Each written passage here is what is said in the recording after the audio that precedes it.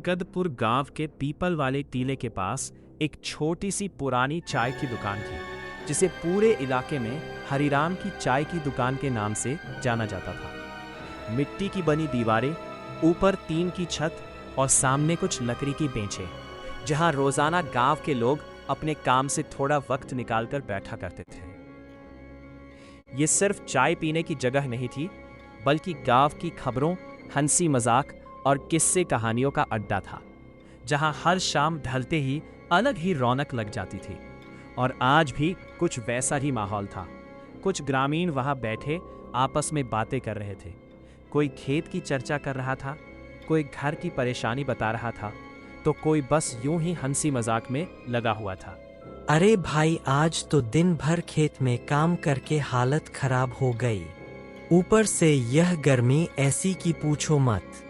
ऐसा लग रहा था जैसे सूरज सिर के ऊपर नहीं बल्कि बिल्कुल पास आकर जल रहा हो।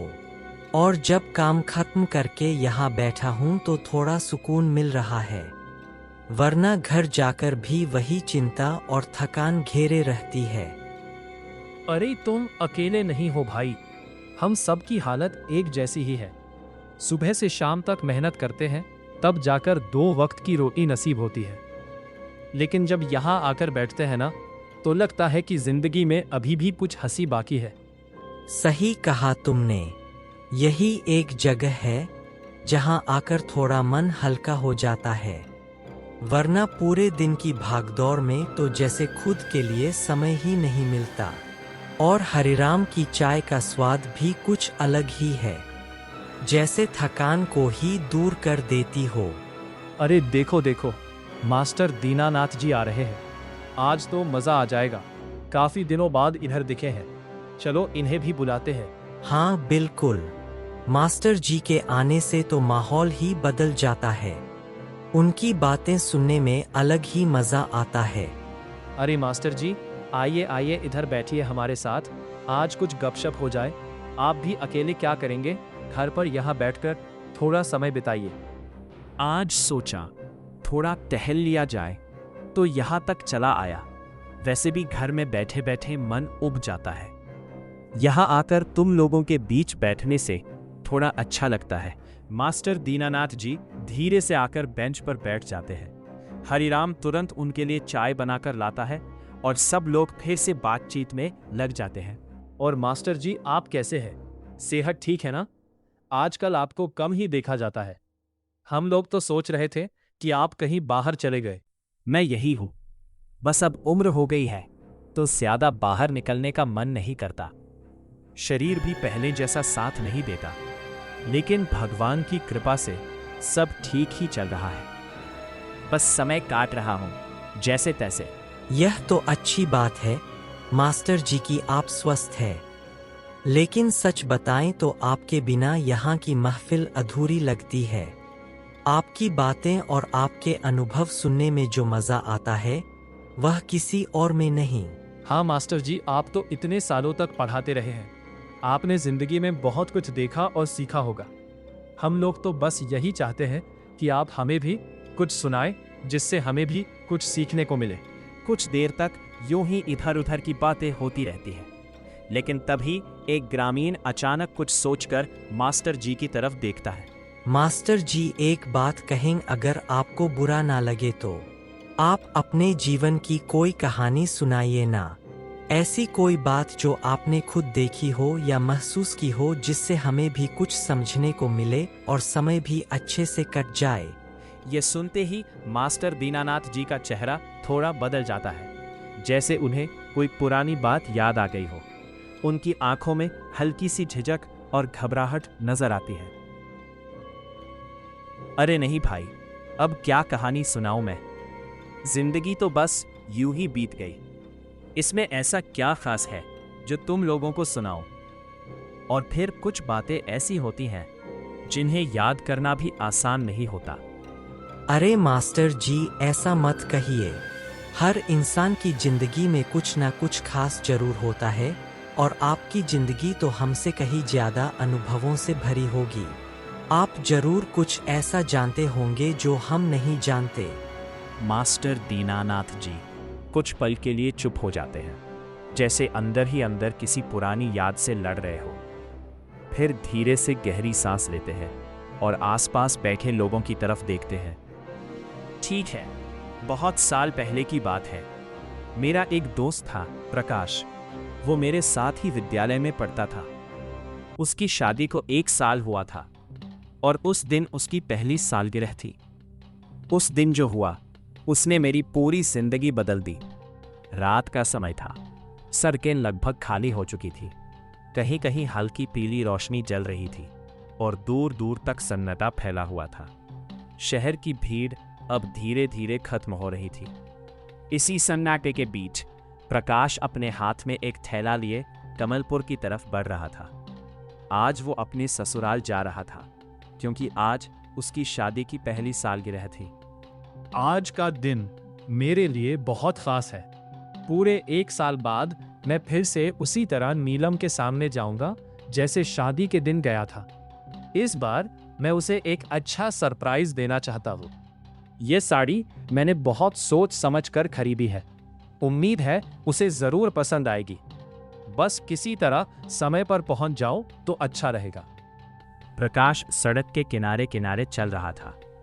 हल्की हवा चल रही थी, लेकिन गर्मी अब भी बनी हुई थी। दूर कहीं कुत्तों के भौंकने की आवाज आ रही थी। वो अपनी चाल तेज कर देता है। तभी अचानक उसका मोबाइल फोन बजने लगता है। रात के उस सन्नाटे में फोन की आवाज कुछ ज्यादा ही तेज लगती है। अभी मैं उसी के बारे में सोच रहा था और उसका फोन भी आ गया। जरूर पूछ रही होगी कि मैं कहाँ तक पहुंचा हूँ। चलो बात कर लेता हूँ। कहाँ हो आप? अभी तक आपने कहा था कि जल्दी निकल जाओगे, लेकिन अभी तक पहुंचे नहीं। यहाँ सब लोग पूछ रहे हैं कि आप कब तक आएंगे और मुझे भी चिंता हो रही है। मैं रास्ते में ही हूँ। थोड़ा काम में फंस गया था, इसलिए निकलने में देर हो गई। लेकिन अब मैं सीधा तुम्हारे पास ही आ रहा हूँ। ज्यादा देर नहीं लगेगी, तुम चिंता मत करो। आप हमेशा यही कहते हो कि देर नहीं लगेगी, लेकिन हर बार लेट हो जाते हो। आज का दिन खास है, इसलिए मैं सुबह से आपका इंतजार कर रही हूँ। आप जल्दी आ जाओ। मुझे पता है आज का दिन कितना खास है और मैं इसे भूल ही नहीं सकता। रास्ता थोड़ा लंबा है, इसलिए समय लग रहा है, लेकिन मैं कोशिश कर रहा हूँ कि जल्दी से जल्दी पहुँच जाऊँ। लेकिन ध्यान से आना, रात का समय है। फोन अपने पास रखना और बीच बीच में कॉल करते रहना। तुम चिंता मत करो, मैं बिल्कुल ठीक हूँ और ध्यान से ही आ रहा हूँ। रास्ता मुझे पता है, तुम बस तैयार रहना। दोनों कुछ देर तक बात करते रहते हैं। फिर अचानक नीलम को कुछ याद आता है। अरे सुनो, एक काम करना। रास्ते में छोटे लाल काका की दुकान पड़ेगी, वहां से थोड़ी मछली लेते आना। घर में सब लोग हैं, तो सोचा अच्छा खाना बनाया जाए। ठीक है, मैं काका की दुकान से मछली ले लूंगा। अच्छा हुआ तुमने याद दिला दिया। अब मैं वहीं रुककर मछली लेकर आगे बढ़ूंगा। इतना कहकर फोन कट जाता है। प्रकाश फोन वापस जेब में रखता है और आगे बढ़ने लगता है। सड़क पर दूर दूर तक कोई दिखाई नहीं दे रहा था। हल्की पीली लाइटों के नीचे धूल उड़ रही थी और कहीं कहीं कुत्तों के भौंकने की आवाज सुनाई दे रही थी। प्रकाश धीरे धीरे उस रास्ते पर आगे बढ़ रहा था जहां आगे जाकर छोटे लाल काका की दुकान पड़ती थी। कुछ ही देर बाद प्रकाश को दूर एक टिमटिमाती रोशनी दिखाई देती है। जैसे जैसे वो पास पहुंचता है, उसे साफ दिखने लगता है कि वो एक छोटी सी दुकान है। दुकान के सामने एक टेबल रखी थी और उसके ऊपर मछलियों से भरी टोकरी रखी हुई थी। आसपास सन्नाटा था, लेकिन दुकान के पास हल्की सी हलचल थी। प्रकाश धीरे धीरे दुकान के पास पहुंचता है। जैसे ही वो पास आता है, दुकान के अंदर खड़ा एक आदमी उसकी तरफ देखने लगता है। वो था छोटे लाल काका, गांव का मछली बेचने वाला। अरे प्रकाश भैया, आप इतने सालों बाद अचानक हमारे कमलपुर आए हैं। मैं तो एक पल के लिए पहचान ही नहीं पाया, लेकिन जैसे ही ध्यान से देखा तो समझ गया कि आप ही हैं। बताइए भैया, कैसे आना हुआ? अरे काका, कैसे हैं आप? सच कहूं तो मैं भी काफी दिनों बाद इस तरफ आया हूं। काम की वजह से शहर में ही फंसा रहता हूँ, लेकिन आज एक खास दिन है, इसलिए सोचा कि गांव होकर जाऊं। आप तो बिल्कुल वैसे ही लग रहे हैं जैसे पहले थे। हम तो यही के यही है भैया, ना कहीं गए ना कुछ बदला, बस यही दुकान और यही काम। लेकिन आप लोग तो अब शहर वाले हो गए, गांव की याद भी आती है या नहीं? और हाँ, नीलम कैसी है? सब ठीक है काका, नीलम यहीं कमलपुर में है, मैं उसी के पास जा रहा हूँ। आज हमारी शादी की पहली सालगिरह है, इसलिए सोचा कि आज का दिन उसके साथ बिताऊं। और हाँ, उसी ने कहा कि आपकी दुकान से मछली लेते आना। अच्छा, तो आज सालगिरह है, बहुत बहुत बधाई हो भैया। समय कितना जल्दी बीत जाता है, अभी तो लगता है जैसे कल ही शादी हुई थी। अच्छा किया जो गांव आ गए। छोटे लाल काका धीरे धीरे टेबल के पास जाते हैं और मछलियों को देखने लगते हैं। फिर एक बड़ी मछली उठाकर प्रकाश को दिखाते हैं। काका धीरे धीरे मछलियों को उलट पुलट कर देखने लगते हैं। उनकी हर हरकत बहुत ही सावधानी से हो रही थी, जैसे वो किसी खास चीज को चुन रहे हों। भैया यही वाली मछली बिल्कुल सही रहेगी, ना ज्यादा बड़ी ना ज्यादा छोटी, और सबसे खास बात बिल्कुल ताजी है। ठीक है काका, यही दे दीजिए, और हाँ, थोड़ा साफ करके दे देना ताकि वहां जाकर ज्यादा परेशानी ना हो। काका मछली को काटने और साफ करने लगते हैं। रात के सन्नाटे में चाकू की आवाज साफ सुनाई दे रही थी। प्रकाश इधर उधर देखने लगता है। उसे लगता है कि दुकान के आसपास कुछ अजीब सा है, लेकिन वो उस पर ज्यादा ध्यान नहीं देता। काका मछली पैक करके प्रकाश को देते हैं। प्रकाश पैसे निकालकर उन्हें देता है। काका, आप इतने दिनों बाद आए हो, थोड़ा समय निकालकर बैठ भी जाओ, दो बातें कर लेंगे। मन तो है बैठने का, लेकिन देर हो रही है। नीलम इंतजार कर रही होगी और घर वाले भी, इसलिए सोचा जल्दी से मछली लेकर निकल जाऊं। ठीक है भैया, जैसा आप ठीक समझे, लेकिन कभी फुर्सत मिले तो जरूर आना। गांव अब पहले जैसा नहीं रहा, बहुत कुछ बदल गया है। और धन्यवाद, आपने इतनी अच्छी मछली दे दी। अरे भैया, धन्यवाद की क्या बात है, आप अपने ही हैं, बस खुश रहिए। और हाँ, रात का समय है, संभल कर जाइएगा। प्रकाश मछली लेकर वहां से निकल जाता है। वो धीरे धीरे आगे बढ़ने लगता है, लेकिन जैसे ही वो कुछ कदम दूर जाता है, उसे पीछे से ऐसा महसूस होता है जैसे कोई उसे देख रहा हो। रात अब पूरी तरह अपने चरम पर पहुंच चुकी थी। आसमान में चांद था, लेकिन बादलों की हल्की चादर उसके सामने से बार बार गुजर रही थी, जिससे कभी रोशनी फैलती और कभी सब कुछ अंधेरे में डूब जाता। कमलपुर की कच्ची सड़क पर सन्नाटा पसरा हुआ था। कहीं दूर से कुत्तों के भौंकने की आवाजें आ रही थी और हवा में एक अजीब सी ठंडक घुली हुई थी। प्रकाश अपने हाथ में मछली का थैला लिए धीरे धीरे घर की तरफ बढ़ रहा था। उसके कदम सामान्य थे, लेकिन दिल के अंदर एक अजीब सी घबराहट थी, जिसका कारण वो खुद भी समझ नहीं पा रहा था। कुछ ही देर में वो अपने ससुराल के सामने पहुंच जाता है, लेकिन जैसे ही उसकी नजर दरवाजे पर पड़ती है, वो ठिठक जाता है। दरवाजे के बाहर नीलम और उसके पिताजी रघुनाथ जी खड़े थे। दोनों बार बार रास्ते की तरफ देख रहे थे, जैसे किसी का बेसब्री से इंतजार कर रहे हो। नीलम के चेहरे पर चिंता साफ झलक रही थी। ये क्या हो रहा है? नीलम बाहर क्यों खड़ी है? और पिताजी भी उसके साथ?